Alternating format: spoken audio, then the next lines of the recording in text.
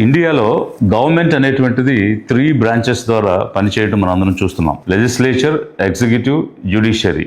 ఈ 3 బ్రాంచెస్ ఒక సమన్వయంతో పనిచేస్తూ ఒక సుపరిపాలన అందించాలనేటువంటిది రాజ్యాంగం యొక్క స్ఫూర్తి. అయితే ఈరోజు ఏ బ్రాంచ్ ఎక్కువ, ఏ బ్రాంచ్ తక్కువ, ఎవరు నియంత్రిస్తున్నారు, ఎవరి పైన ఆధిపత్యం చేస్తున్నారు అనేటువంటి ఒక చర్చ దేశవ్యాప్తంగా జరుగుతున్నది. ఎందువల్లంటే రీసెంట్ పాస్ట్ లో హానరబుల్ సుప్రీం కోర్టు ఒక జడ్జిమెంట్ ఇచ్చింది. తమిళనాడులో జరిగినటువంటి అంశానికి సంబంధించి అక్కడ ఉన్నటువంటి హానరబుల్ గవర్నర్ 10 బిల్లులు సంవత్సరాల తరబడి అసెంట్ డిక్లేర్ చేయకుండా రిజర్వ్ చేసి పెట్టారు. దీనివల్ల అడ్మినిస్ట్రేషన్ అనేటువంటిది నిలిచిపోయింది అనేటువంటి అంశంలో తీవ్రంగా దాన్ని పరిగణిస్తూ ఇట్ ఈస్ ఎరేనియస్ అండ్ ఇల్లీగల్ అనేటువంటి పదాలతోటి ఒక జడ్జిమెంట్ ఇవ్వడమే కాకుండా కొన్ని టైమ్ లైన్స్ ని కూడా స్పెసిఫై చేయడం జరిగింది. అక్కడ ఆర్టికల్ 200లో స్టేట్ లెజిస్లేచర్ ఒక బిల్ పాస్ చేసి గవర్నర్ అసెంట్ కోసం పంపించినప్పుడు he has 3 options.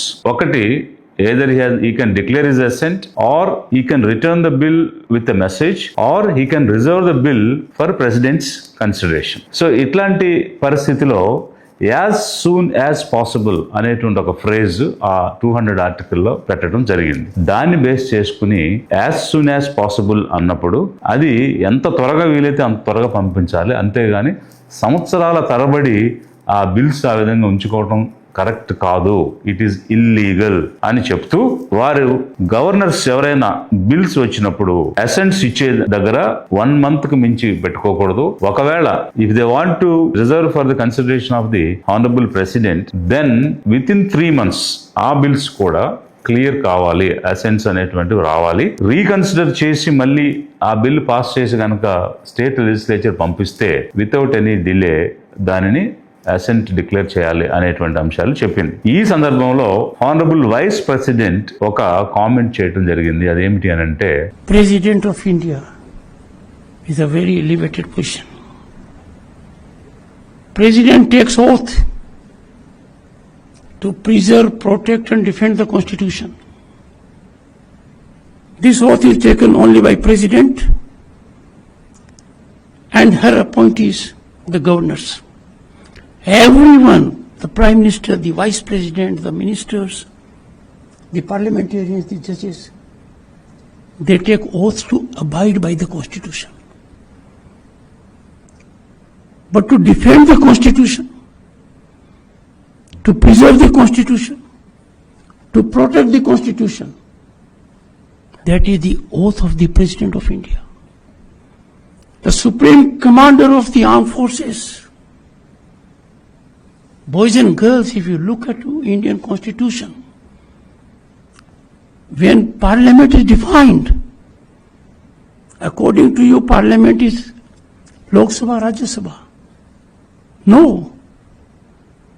Parliament, the first part is the President.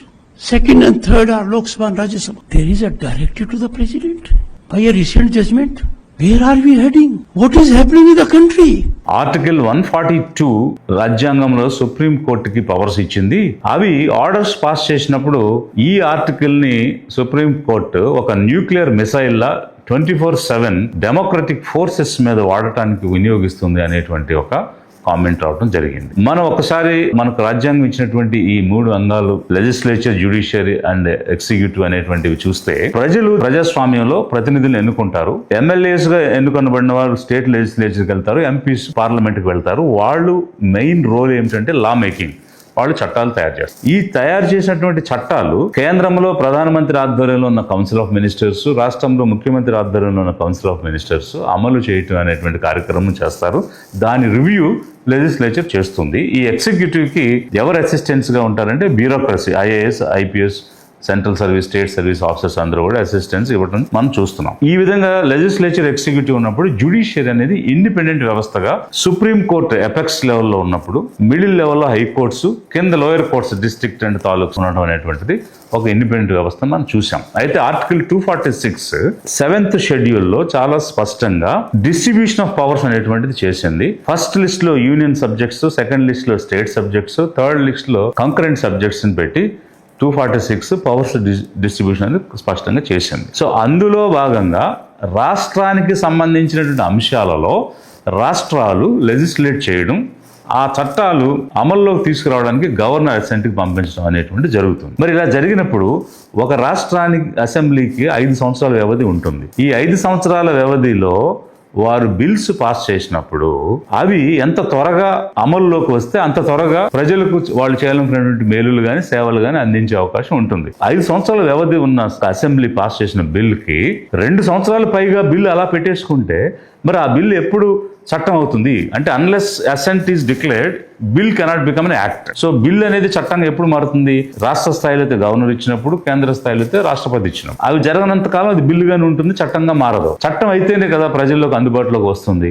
మరి 5 సంవత్సరాల వ్యవధిలో ఈ రకంగా 2 సంవత్సరాలు 3 సంవత్సరాలు బిల్లులు ఆపేసుకుంటే ఎలా ప్రజల యొక్క విల్ అనేటువంటిది నెరవేరుతుంది? ప్రజాస్వామ్యంలో ప్రజలు ప్రతినిధులను ఎన్నుకుంటున్నారు. ఎన్నుకున్నటువంటి ప్రతినిధులు చట్టసభలోకి వెళ్లి చట్టాలు తయారు చేసి దాన్ని అమలు చేసే ప్రక్రియ చేస్తున్నారు. మరి ఆ చేసేటువంటి క్రమంలో ప్రజాస్వామ్యంలో ప్రజల చేత ఎన్నుకొనబడిన ప్రతినిధులు తయారు చేసిన బిల్ని రాజ్భవన్ లో కూర్చుని డిక్టేటర్స్ లాగా, ఒక ఫ్యాసిజం లాగా, అంటే డెమోక్రసీలో డిక్టేటర్షిప్ లాగా ఆ బిల్స్ ఆపేస్తే అది ప్రజాస్వామ్యం ఎలా అవుతుంది? సో ఈరోజు జరుగుతున్నటువంటి చర్చ ఏంటంటే, how can supreme court dictate time limits for the president అనేటువంటిది. అంటే ఇన్ని రోజులన్నీ నువ్వు పనిచేయాలని రాష్ట్రపతికి సుప్రీంకోర్టు ఎలా చెప్పగలుగుతుంది అనేటువంటిది. అంటే ఎవరు ఎక్కువ ఎవరు తక్కువ అనేటువంటి అంశాలు ఇవన్నీ కూడా ఈరోజు చర్చలో ఉన్నటువంటి అంశాలు. అయితే ఇక్కడ మనందరం కూడా గమనించాల్సింది ఏమిటంటే, ఎవరు సుప్రీం అనేటువంటి వాదన లెజిస్లేచర్, ఎగ్జిక్యూటివ్, జ్యుడిషియరీ మధ్య రావడం అనేటువంటిది ఆశించదగినటువంటి చర్చ కాదు అనేది ఒకవైపు అయితే, ఈరోజు రాష్ట్రపతి అనేది మన ఉన్నటువంటి ర్యాంకింగ్ లో హైయెస్ట్ పొజిషన్ ఉన్నటువంటి వ్యక్తి, తర్వాత ఉపరాష్ట్రపతి, ఆ విధంగా ప్రధానమంత్రి, వీళ్ళందరూ కూడా ఉంటారు. అయితే there is rule of law. So rule of law, చట్టం ముందు అందరూ కూడా సమానమే. అంటే అందరిలోకి ఉన్నతమైనటువంటి సిచ్యువేషన్ లో అత్యున్నతమైన స్థాయిలో రాష్ట్రపతి ఉంటే అందరికి పైన ఏముంది? చట్టం ఉంది, రూల్ ఆఫ్ లా అనేది ఉంది. రూల్ ఆఫ్ లా పైన ఏముందంటే కాన్స్టిట్యూషన్ ఉంది. ఈ దేశం కాన్స్టిట్యూషన్ రిపబ్లిక్. సో అంటే ప్రెసిడెంట్ అనేటువంటి వ్యక్తి ప్రజల చేత ఎన్నుకొనబడినటువంటి ప్రతినిధుల ద్వారా వస్తాడనేది ఒకవైపు ఉంటే, బట్ అందరికంటే పైన ఈ వ్యక్తులందరి మీద చట్టం ఉంది, చట్టం మీద కాన్స్టిట్యూషన్, రాజ్యాంగం ఉంది. అయితే మరి అప్పుడు ఏది సుప్రీం? చట్టం అనేది పైన, చట్టం పైన రాజ్యాంగం అనేది సుప్రీం అయి ఉండాలి. కానీ మన భారతదేశంలో రాజ్యాంగం కంటే సుప్రీం ఇంకొకటి ఉంది. అదేమిటి అనంటే ప్రజలు. Why I'm saying this? Because the very first sentence of the constitution starts we the people of India having solemnly resolved అనే దాంతో మొదలవుతుంది. భారతదేశ ప్రజలైనటువంటి మేము on 26th November 1949 hereby do adopt, enact and give ourselves this constitution. అంటే ఈ రాజ్యాంగాన్ని మేము మా ప్రజలకు అర్పించుకుంటున్నాము అని చెప్తుంది. అంటే దాని అర్థం అందరికన్నా సుప్రీం ఎవరు అని అంటే ప్రజలు. ప్రజలు ఏమిచ్చారు? ప్రజలు ఏం అర్పించుకున్నారు? ప్రజలు రాజ్యాంగాన్ని అర్పించుకున్నారు. ఆ రాజ్యాంగం చట్టం ద్వారా ఆ చట్టం పరిపాలన చేస్తుంది. అందులో భాగంగా రాష్ట్రపతి, మిగిలినటువంటి ప్రధానమంత్రి, ముఖ్యమంత్రి, ఎమ్మెల్యేలు, ఎంపీలు, అధికారులు వీళ్ళందరూ కూడా ఉన్నారు. కాబట్టి what should prevail? The will of the people should prevail always. So ఇక్కడ అసెంబ్లీ అయినా పార్లమెంట్ అయినా ప్రజాస్వామ్యంలో ప్రజలు అత్యున్నతమైనటువంటి స్థానంలో ఉంటారు. వారి యొక్క విల్ అనేటువంటిది ఎప్పటికీ కూడా ప్రివేల్ కావాలి. మిగిలినటువంటివన్నీ కూడా ప్రజల తర్వాతే. మరి ఇలా ఒకవైపు ఉంటే, ఇక్కడ బీజేపీ పార్టీ పాలిస్తున్నటువంటి రాష్ట్రాలు ఒకవైపు ఉన్నాయి, బీజేపీయేతర పార్టీలు అంటే ఇప్పుడు తమిళనాడులో డిఎంకే కానీ, కేరళలో కమ్యూనిస్టులు కానీ, ఇట్లా కర్ణాటక, తెలంగాణలో కాంగ్రెస్, ఇట్లాంటి పార్టీలు పాలించేటువంటి చోట ఉన్నాయి. అయితే అక్కడ గతంలో వెస్ట్ బెంగాల్లో చూసాం, ఇక్కడ తమిళనాడులో చూస్తున్నాం, కర్ణాటకలో కూడా చూసాము. ఎక్కడైతే బీజేపీ అధికారంలో లేదో అక్కడ మాత్రం ఈ బిల్లులని ఆమోదించడంలో విపరీతమైనటువంటి జాప్యం, డిలే అనేటువంటిది స్పష్టంగా కనిపిస్తుంది.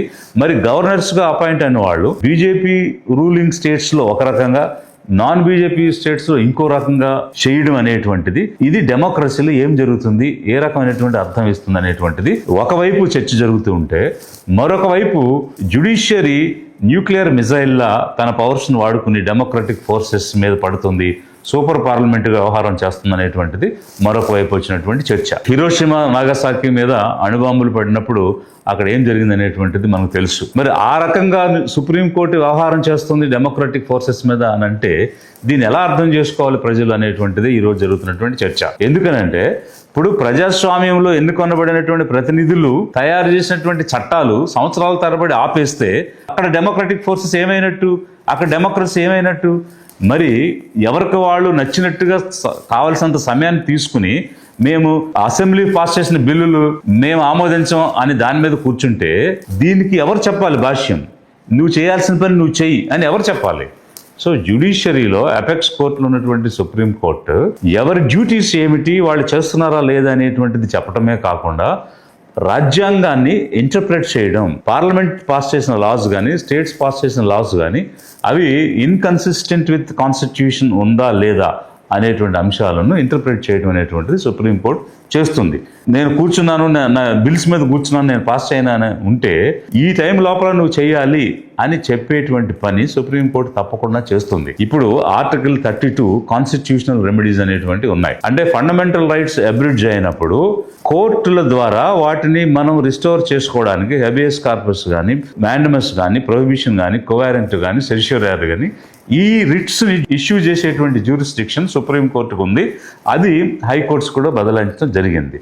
అలాంటిది ఇప్పుడు ఆర్టికల్ 143 ప్రకారం president can ask the supreme court for an opinion. ఏదైనా ఒక రెఫరెన్స్ వచ్చినప్పుడు ఇది కాన్స్టిట్యూషన్కి కన్సిస్టెంట్గా ఉందా లేదా అన్న అంశాన్ని సుప్రీంకోర్టు సలహా తీసుకోవడం అనేది 143 ఆర్టికల్లో ప్రెసిడెంట్కి ఒక అవకాశం ఇచ్చింది. అంటే దాని అర్థం supreme court is the sole authority to interpret whether it is inconsistent with the constitution or not అనేది. మరి అలాంటి సందర్భంలో రాజ్యాంగబద్ధంగా చేయాల్సినటువంటి పనుల్ని, రాజ్యాంగబద్ధంగా చట్టాలు ఉన్నాయా లేవా అనే అంశాలని సుప్రీంకోర్టు కాక మరి ఎవరు చెప్తారు? మరి ప్రెసిడెంట్కి సలహా ఇవ్వాలని ఆర్టికల్ 143లో ఉన్నప్పుడు 3 నెలల్లోపు ఈ బిల్లులను పరిష్కరించండి, అసెంట్స్ ఇవ్వండి అని సమయాన్ని చెప్పడం సుప్రీంకోర్టే ప్రెసిడెంట్ని ఆదేశిస్తుందా అని తిరిగి ప్రశ్నిస్తున్నప్పుడు దీన్ని ఏ విధంగా ప్రజలు అర్థం చేసుకోవాలి? ఇక్కడ బీజేపీ ఉన్న రాష్ట్రాలలో ఒక విధంగా గవర్నర్లు ప్రవర్తించడం అనేది ఒకవైపు మనకి స్పష్టంగా కనిపిస్తుంటే, మరొక వైపు సుప్రీంకోర్టు జ్యుడిషియరీకి సంబంధించి న్యూక్లియర్ మిసైల్లా ఉన్నారు అనేటువంటి అంశాన్ని కనుక మనం పరిగణలో తీసుకుంటే, మరి మసీదుని కూల్చివేయడము అన్లాఫుల్, ఇట్స్ క్రిమినల్ యాక్టివిటీ అని చెప్పిన సుప్రీంకోర్టే మెజారిటీ హిందూస్ యొక్క సెంటిమెంట్, అది మెజారిటీ కమ్యూనిటీ సెంటిమెంట్ కాబట్టి అక్కడ టెంపుల్ కట్టుకోవచ్చు అని ఫెయిత్ అబౌవ్ ద లా, అంటే చట్టం కంటే ఫెయిత్ పైన పెట్టి జడ్జిమెంట్ ఇచ్చినప్పుడు ఆ రోజు సుప్రీంకోర్టుని ఏం కామెంట్ చేయలేదు.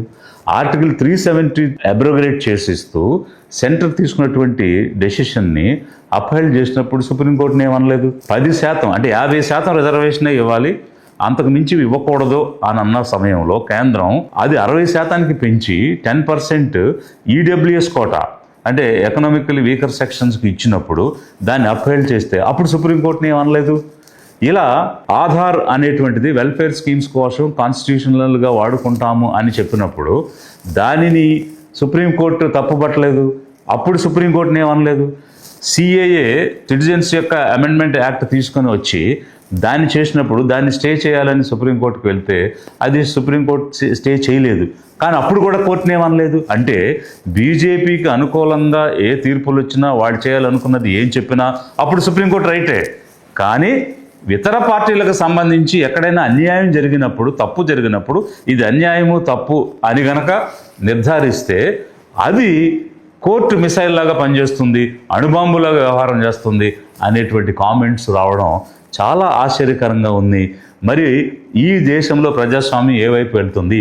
ఒక నిరంకుశత్వం వైపు వెళుతుందా? ఒక డిక్టేటర్షిప్ వైపు వెళుతుందా? అంటే ఇట్స్ ఎ డెమోక్రసీలో డిక్టేటర్షిప్పా? ఇప్పుడు ఇదే గవర్నర్ వ్యవస్థలో బీహార్లో సర్దార్ బోటా సింగ్ గవర్నర్గా ఉన్నప్పుడు అక్కడ ప్రెసిడెంట్ రూల్ పెట్టడం అనేటువంటిది జరిగితే దాని మీద ఆ రూల్ని తీసేసి మళ్ళీ గవర్నమెంట్ని రిస్టోర్ చేసినప్పుడు అప్పుడున్నటువంటి కేంద్ర ప్రభుత్వం వాళ్ళు అపాయింట్ చేసిన గవర్నర్ని, కాంగ్రెస్ ప్రభుత్వం వాళ్ళు అపాయింట్ చేసిన గవర్నర్ని రికాల్ చేసింది. ఎందుకనంటే సరైనటువంటి సలహా ఇవ్వలేదని. కానీ ఈ రోజు ఏం జరుగుతుంది? ఈ రోజు పర్సనా నాన్ గ్రాతా ఎవరు?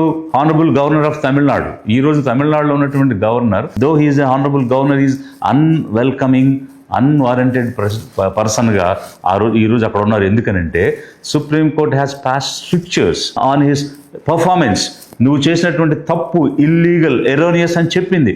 అయినా కూడా ప్రజాస్వామ్యానికి విలువలు ఇచ్చేవాళ్ళు అయి ఉంటే, రాజ్యాంగం మీద ఏమైనా గౌరవం ఉండుంటే ఇప్పటికే రిజైన్ చేసి వెళ్ళి ఉండాలి. Though he's a person non grata, still he's continuing. కాబట్టి వారి విజ్డమ్కి దాన్ని వదిలేస్తూ లిబరేషన్ కాంగ్రెస్ పార్టీ ఈరోజు ఏమి ప్రజల దృష్టికి తీసుకొని వస్తుందనంటే, రాజ్యాంగంలో ఉన్నటువంటి ఈ స్వతంత్రంగా పనిచేసేటువంటి వ్యవస్థల మధ్య ఎవరిది ఆధిపత్యం అనేటువంటి పోరు సరైనటువంటిది కాదు అన్నది ఒకవైపు అయితే, basic structure of the constitution మారకుండా చట్టాలు చేసుకోవాలనేటువంటి విషయాన్ని కేశవానంద భారతి కేసులో కానీ, మినర్వా మిల్స్ కేసులో కానీ స్పష్టంగా సుప్రీంకోర్టు చెప్పింది. కాబట్టి ఇక్కడ basic democratic and fundamental rights ఏవైతే ఉన్నాయో ఇవి ప్రజలకు ఎప్పుడు అందాలి, వాటిని మార్చకూడదు. ఎవరికి నచ్చినట్టుగా వాళ్ళు చట్టాలు చేసుకోవడం, అమెండ్మెంట్స్ చేయడం, రాజ్యాంగాన్ని మార్చేయడం అనేటువంటిది కుదరదు. అలాంటిది జరిగినప్పుడు తప్పకుండా సుప్రీంకోర్టు ముందుకు రావాల్సిన అవసరం ఉంది, దాన్ని పరిరక్షించాల్సిన అవసరం ఉంది.